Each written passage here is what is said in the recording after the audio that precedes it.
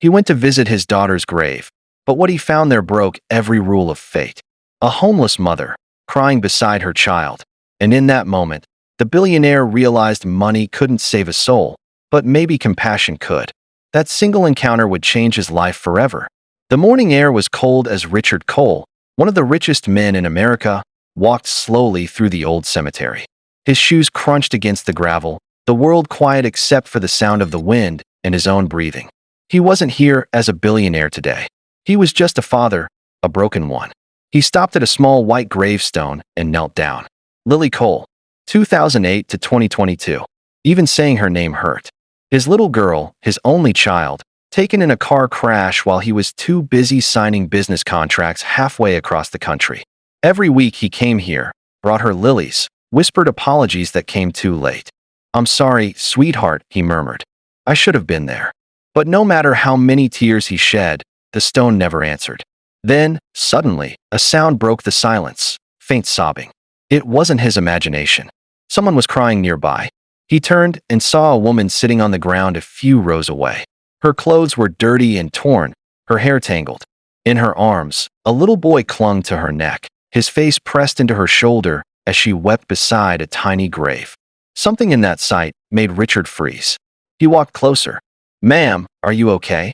The woman looked up in fear, clutching her son tighter. "Please, we'll leave. I didn't mean to bother anyone." "You're not bothering me," Richard said softly. "Are you all right?" Her voice shook. "No one ever asks that." Richard's eyes shifted to the grave beside her. The stone was new, the name carved clean and simple. Emily Parker, age 2. His throat tightened. "Your daughter?" The woman nodded, tears streaming down her cheeks. "She got sick. Pneumonia. I begged the hospital to help her, but they wanted money first. I didn't have it. She died in my arms 3 nights ago." The words cut through him like a knife. A billionaire who'd spent millions on charity galas now stood before a mother who lost her child because she was poor. The boy looked up at him, his voice small. "Mommy, are we in trouble?" "No. Baby," she whispered, holding him close. "We're okay." Richard knelt down, looking into the boy's wide, innocent eyes. "Hey, buddy. What's your name?" "Tommy," the boy said quietly. "That's a strong name." Richard smiled gently. "You taking care of your mom?" Tommy nodded proudly. "She cries a lot, but I tell her we'll find a home soon." That simple sentence shattered something inside Richard. He saw his daughter's kindness in this boy's words, and the pain of her loss hit him all over again. "Where are you staying tonight?" Richard asked softly. The woman lowered her head. "Nowhere. The shelter threw us out. I clean dishes when I can. We sleep near the bus stop." For a moment, Richard couldn't speak. Then he said quietly, "Come with me." The woman blinked, confused. "What?" "Come with me," he repeated. "You and your son. You shouldn't be out here." Her lips trembled. "Why would a man like you help me?" Richard looked down at his daughter's grave, his voice heavy with guilt. "Because I couldn't save mine. Maybe I can save someone else's." Tears filled the woman's eyes. Slowly, she stood, lifting her son into her arms. Together, they followed him toward the black sedan parked near the gate. When they got inside, Tommy's voice broke the silence. "Mister, do you have a daughter?" Richard's hand tightened on the steering wheel. "I did," he said quietly. "Her name was Lily." Tommy smiled softly. "That's a pretty name." "Yes," Richard whispered, his voice cracking. "She was a pretty girl." The car drove in silence after that. The woman kept glancing at him, unsure whether to trust this stranger. But something about his eyes, full of sorrow, not pity, told her he wasn't just another rich man. He was broken, like her. When the car pulled up to a massive iron gate, her eyes widened. Beyond it stood a mansion, grand and silent under the gray sky. "You live here?" she asked softly. Richard nodded. "I used to. Now it's just a big house without a heartbeat." Tommy pressed his face to the window. "Mommy, it's like a castle." Richard parked and turned toward them. "You don't have to be afraid. I don't want anything from you. I just want to help." The woman stared at him for a long moment. Then she whispered, "No one's ever said that to me before." He opened the door for her, the rain starting to fall lightly. "Then let this be the first time." And as they stepped into the warmth of his home, none of them could imagine how this unexpected meeting, born out of grief, was about to rewrite all their lives forever. As the giant doors of the mansion swung open, the woman stopped in awe. She had never seen anything like it. The marble floors reflected the chandelier light like a mirror, and the air smelled faintly of lavender and rain. "Come in," Richard said gently, gesturing toward the hallway. "You both must be freezing." She hesitated, holding Tommy close. The boy's small fingers clung to her sleeve, eyes wide with wonder. "It's okay," Richard assured her, his tone soft but sincere. "You're safe here." For a moment, she searched his eyes, and what she saw wasn't pride or pity, it was pain. The same kind she'd carried since her daughter died. Slowly, she stepped inside. Richard led them to the living room, large, warm, with a grand piano in one corner and a huge portrait above the fireplace.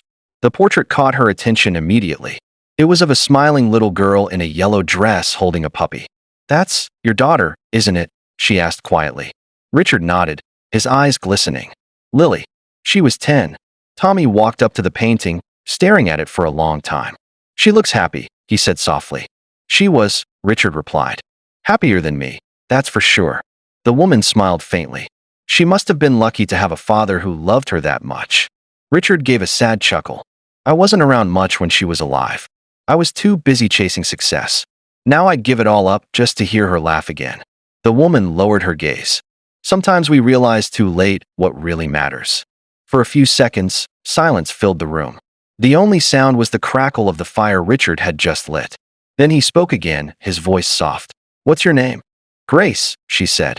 "And this is my son, Tommy." "Grace," he repeated, as if testing the sound of it. "That's a good name." "Fitting." She frowned a little. "Fitting." He gave a faint smile.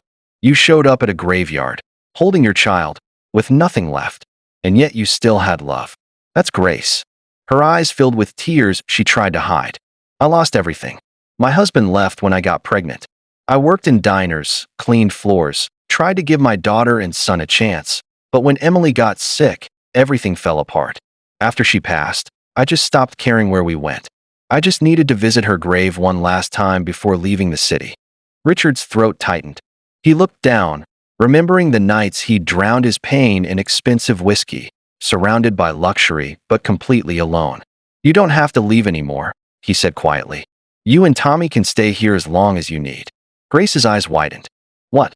No, I can't. This is your home. I don't belong here." Richard shook his head. "You belong wherever you're safe." Tommy, sitting by the fire, looked up with innocent excitement. "Mommy, can I sleep here tonight? It's warm." Grace smiled weakly. "Maybe just tonight, honey." Richard nodded. "I'll have the guest room prepared." A few minutes later, the housekeeper, a kind elderly woman named Martha, appeared, shocked to see guests but said nothing when Richard explained. She led Grace and Tommy upstairs to clean up and rest. When they were gone, Richard stood by the fire, staring at his daughter's portrait again.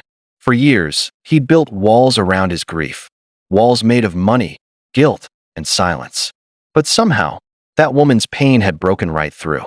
Later that night, he walked down the hallway, past Lily's old bedroom. The door was slightly open. He hesitated, then peeked inside. Everything was exactly as she left it.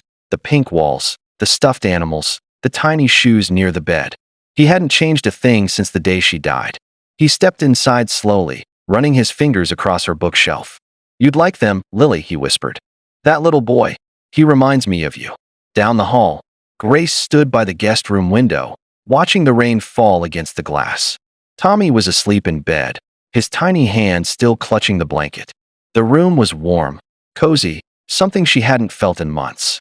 She whispered softly to herself, "Why would a man like him help a woman like me?" The door creaked open slightly. Richard stood there, holding 2 mugs of hot cocoa. "Can't sleep?" She shook her head. "I keep thinking this isn't real." He smiled faintly and handed her a mug. "Neither can I." They stood by the window for a while, listening to the rain. "You know," Richard said quietly, "when Lily died, I thought I'd never feel anything again. But today, when I saw you crying at that grave, something inside me broke again. Not in a bad way. More like, in a way that reminded me I still have a heart." Grace looked down, holding the warm cup between her hands. "Maybe she sent you to us," she whispered. "Maybe your daughter wanted you to find us." Richard's eyes flickered toward her. "You really believe that?" She smiled faintly. "After everything I've seen, I have to." He nodded slowly, staring out into the dark. If that's true, then maybe this time I can do something right. The rain outside softened into a drizzle. Grace turned to him, her voice trembling but grateful. Thank you, Mr. Cole, for helping us. You didn't have to. He looked at her, his eyes tired but gentle. Maybe not. But sometimes, we don't get to choose who we save. Life chooses for us. She smiled, a small, fragile smile but real.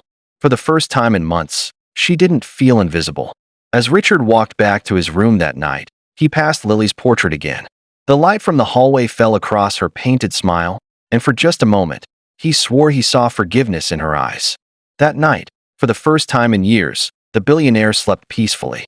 And downstairs, a homeless mother and her little boy slept safely under his roof, unaware that their paths had crossed for a reason far bigger than any of them could imagine. The morning sun poured softly through the tall windows of the mansion, spreading golden light across the white marble floor. Grace opened her eyes, blinking as warmth touched her face. For the first time in months, she hadn't woken up to cold air or hunger, but to the quiet hum of a safe home. She turned to see Tommy still sleeping peacefully, his small hand curled around the blanket. A smile tugged at her lips. For years, all she'd wanted was to see that child sleep without fear. Downstairs, the smell of freshly brewed coffee filled the air. Richard was already in the kitchen, standing awkwardly by the counter as Martha, the housekeeper, cooked breakfast. "You're up early, sir," Martha said with a knowing smile. He chuckled. Couldn't sleep much. The house felt different. She raised an eyebrow. Different good or different bad? He paused. Good. For once. Moments later, Grace and Tommy came downstairs. Tommy's eyes widened at the table full of food. Pancakes, eggs, fruit, and warm toast. Whoa, he gasped. Mom, is this all for us? Richard smiled, amused.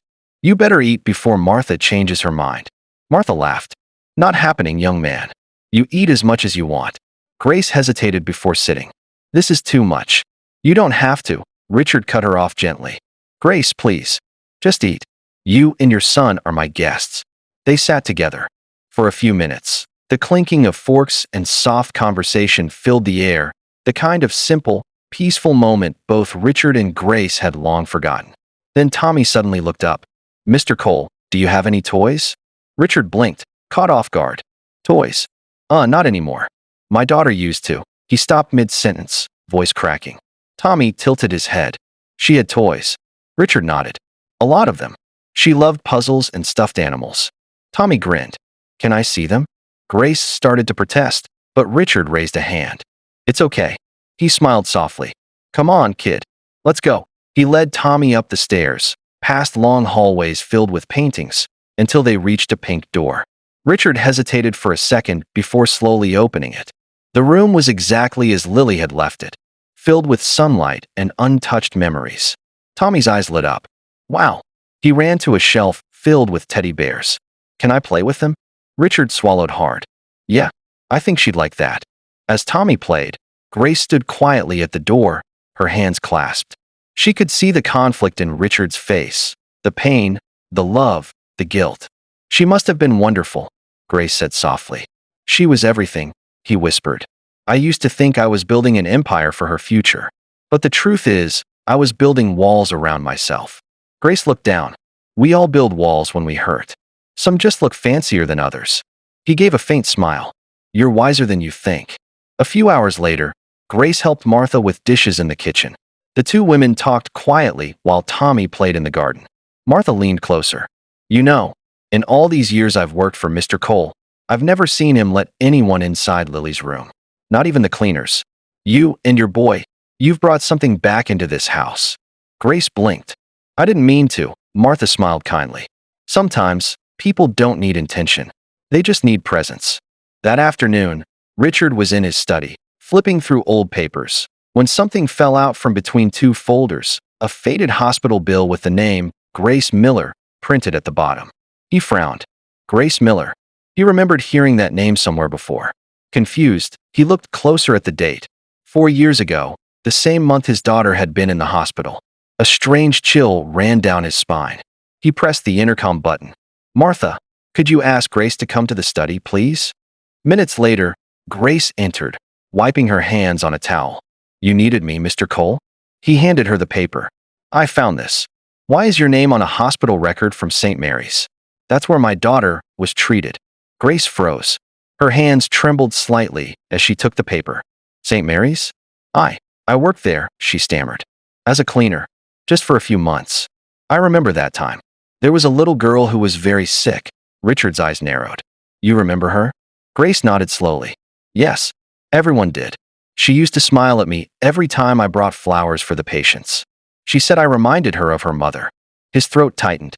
That was Lily. Grace's eyes filled with tears. She was the kindest child I ever met. One day she told me, "Don't be sad, Miss Grace. God gives us pain so we can help others heal someday." Richard felt his knees weaken. That was exactly what Lily had written in her diary before she died. He sat down, speechless. Grace wiped her tears. I didn't even know she was your daughter until now. For a long moment, silence filled the room. Then Richard whispered, maybe that's why we met again. Maybe she really did send you here. Grace looked at him, her eyes shining through tears. Then maybe we both needed healing more than we knew. From that day, something changed inside the mansion. Grace started helping Martha around the house, and Tommy began calling Richard Uncle Rich. Laughter returned to the halls where silence had lived for years. And late at night, when Richard looked at Lily's portrait, he no longer saw only grief. He saw purpose. The woman his daughter once comforted was now helping him heal. Days passed like gentle waves in a quiet sea. The mansion, once a cold echo of loneliness, now pulsed with warmth and laughter. Tommy's tiny footsteps echoed through the marble halls, and Grace's soft humming filled the air. Richard couldn't remember the last time he'd heard music in this house, not since Lily was alive. But now, it felt like her presence had returned, in ways he couldn't explain. One evening, Grace was in the garden, watering the flowers. The sky was painted with shades of gold and purple as the sun began to set. Tommy chased butterflies while Richard watched from the balcony above, sipping coffee. For the first time in years, his heart felt light. But sometimes peace is just the calm before truth knocks again. Later that night, Grace went to the old library to return a book Tommy had borrowed. As she placed it on the shelf, something caught her eye, a small wooden box tucked behind a row of dusty novels. It had a name carved into it. Lily. Grace froze. Carefully, she pulled it out. It was light, almost too fragile to touch. Her hands trembled as she lifted the lid. Inside lay a few drawings, a faded bracelet, and a folded letter addressed to Daddy. Grace hesitated, then whispered, "This isn't mine to open." But as she turned to leave, the letter slipped out and unfolded halfway on the floor. Her eyes caught a few words, and her breath hitched. "Dear Daddy, if you ever meet Miss Grace again, tell her I said thank you." Her knees went weak. Miss Grace? Heart pounding, she sat down and read the rest of the letter. "Dear Daddy, if you ever meet Miss Grace again, tell her I said thank you for the flowers. She always smiled, even when she was sad. I know she doesn't have much, but she gives people love. You should help her someday if you can. I think God made her kind so people like us can remember to be good too. If she ever needs a friend, please be hers. Love, Lily." Grace pressed her hand over her mouth, tears streaming down her face. She couldn't believe what she was reading. That little girl, the one she'd only known for a few weeks, had seen her pain, her kindness, and somehow written her name into her father's destiny years before they ever met again. The paper shook in her hands. She stood up, clutching it tightly, and ran down the hall. "Mr. Cole," she called out, her voice trembling. "Richard." He appeared at the top of the stairs, startled. "Grace? What's wrong?" She rushed toward him, her voice breaking. "I found something. In Lily's box." He frowned, taking the letter from her hand. His face went pale as he read the words. For a long moment, neither of them spoke. Only silence, deep, sacred silence, filled the room. Finally, Richard whispered, "She remembered you, all this time." Grace sobbed softly. "I don't understand how. I only met her for a few days." He looked at her with tear-filled eyes. "Some people need a lifetime to touch a heart. She did it in moments. And maybe that's why you're here now." He looked down at the letter again, tracing his daughter's handwriting with shaking fingers. "She wanted me to find you, to help you. She knew I'd lose my way." Grace wiped her eyes. Maybe she wanted both of us to heal each other. At that moment, Tommy appeared at the doorway, sleepy-eyed and confused. "Mommy, why are you crying?" Grace knelt and pulled him close. Because sometimes, sweetheart, God sends angels to remind us love never dies. Richard knelt beside them, placing his hand gently on Tommy's shoulder. Your sister, she was an angel too. She sent you and your mom to me. Tommy looked at him curiously. You mean Lily? Richard smiled faintly. Yes, Lily. The little boy grinned. I told you she was watching us. I talk to her sometimes when I see stars. Richard's throat tightened as tears rolled down his cheeks. Then maybe she's been listening all along. That night, after Grace tucked Tommy into bed, she found Richard sitting alone in the garden, looking up at the night sky. The air was calm, filled with the sound of crickets and distant wind chimes. She sat beside him quietly. Funny thing, he said softly. I used to come here every night and ask God why he took my daughter. Now, for the first time, I think I understand. Grace looked at him. What do you mean? He exhaled. Maybe he didn't take her away. Maybe he sent her forward, into a moment where she could guide me back to love. To you. To Tommy. Grace's eyes shimmered with tears. I don't know what to say. He smiled gently. Then don't. Just sit here. Let's remember her together. They sat in silence, the stars bright above them. And for the first time in years, Richard felt peace not from wealth or power, but from connection, kindness, and forgiveness. As the wind brushed through the garden, a white feather drifted down between them, landing softly on the table. Grace gasped. Do you see that? Richard nodded slowly, his eyes glistening. Lily always said feathers are angel hellos. Grace smiled through her tears. Then I guess she's saying good night. And in that quiet, sacred night, two broken souls finally began to heal. The next morning felt different. The mansion that once echoed with emptiness now carried the sound of life. Laughter, clinking dishes, and the sweet chatter of a little boy who had found joy again. Grace stood by the kitchen window, her hands wrapped around a mug of coffee, watching Tommy chase butterflies in the garden. For the first time in years, her heart felt calm. Safe. Richard walked in, holding the letter from Lily, now framed in glass. He placed it on the counter near her. I want this to stay here, he said quietly. A reminder that even the smallest kindness can change a life. Grace smiled softly. She changed both of ours. He nodded. Yes, she did. For the next few days, Richard was busier than usual. He took phone calls, met lawyers, and went through papers in his study. Grace didn't ask questions. She knew he was planning something.